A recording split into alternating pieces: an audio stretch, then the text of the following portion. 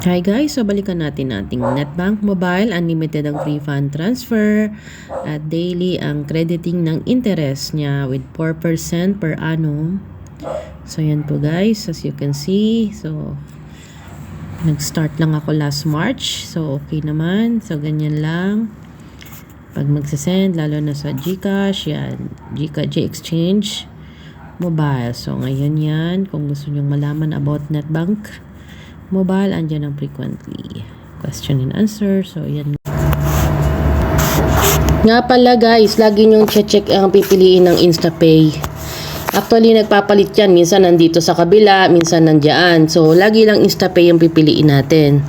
So yan lang guys, sana nakatulong. Salamat.